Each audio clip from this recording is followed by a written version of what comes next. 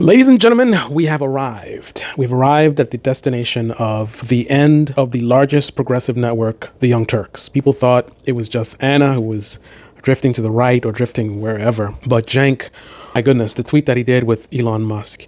People are focusing on different parts of what happened, but I tried to look at it from the most objective point that I could and stayed away from areas of potential debate in terms of, you can't read his mind. Maybe he was thinking this or he was thinking that, and there's ways to wiggle around. But there's one thing you cannot wiggle your way around.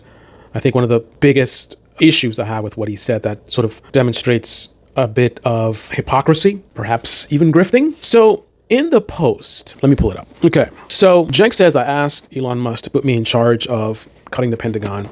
And he said, what are your suggestions? I run the largest left-wing network online, and Democratic leader has never asked me that question. The idea that they would take advice from a populist is disdainful to them. I think this is one of the examples where people like Cenk are so determined to make a certain point that they'll disregard all levels of integrity, and it's just no holds barred. I guess the ends justify the means type of thing. He really wants to make this point, so he's going to do whatever it takes to get that point out, even if it makes him just an absolute hypocrite or he's saying something completely ridiculous. So this is the point he wants to make. And here is what he did to get there. He says, now which side seems more open and inclusive? Which side seems more welcoming? And which side tries really hard to drive you away if you disagree even a little with orthodoxy?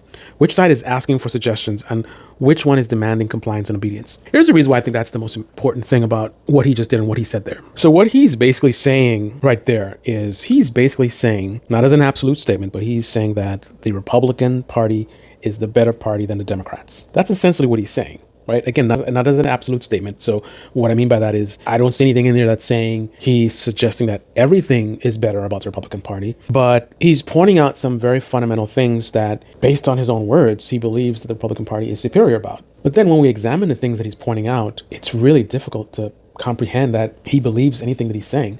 So why would he say such a thing? The idea that the Republican Party is more welcoming and exclusive goes completely contrary to Cenk's own rhetoric on his channel.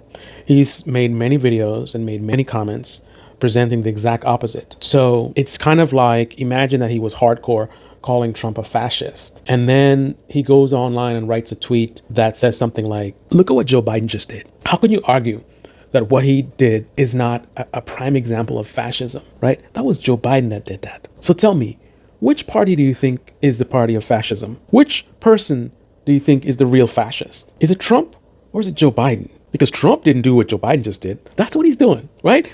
After calling Trump fascist for a long time, if he made that kind of comment, pointing out, well, who's the real fascist? Like, what? Go and watch any of Cenk's commentary about the Republican Party and see how much of it he frames as inclusive and friendly and inviting. Look at Cenk's comments about MAGA. See if he has been online saying that MAGA is open-minded and you can question Trump and, you can be an independent thinker. Those are kind of videos he has been making? Or has he been the one pushing that it's a cult, they're a monolith, you're not allowed to say anything bad about Trump, all the Republicans, they're so weak, no one dares to question their leader? That's what he's been talking about. And I haven't seen him talking about the opposite. So it doesn't quite make any sense. And as the founder of the largest progressive network, you've been talking about how Trump is fascist and he just won an election. So we're about to have a fascist president of the United States. You mentioned that this might be our last election. And it is in this moment that you, a so-called progressive, founder of the largest progressive network, it is in this moment that you would suggest that the Republican Party is better in any way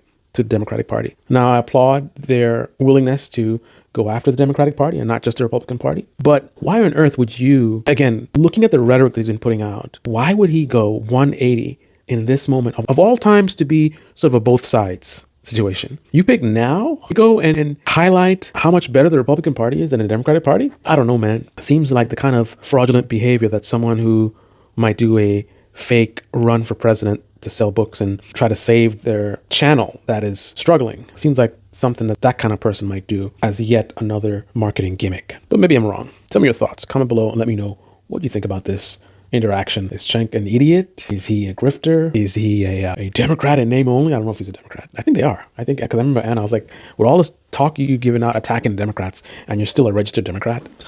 Like, you attack the Democrats way more than I do, and I'm not a Democrat. Never been a Democrat. Probably never will be a Democrat.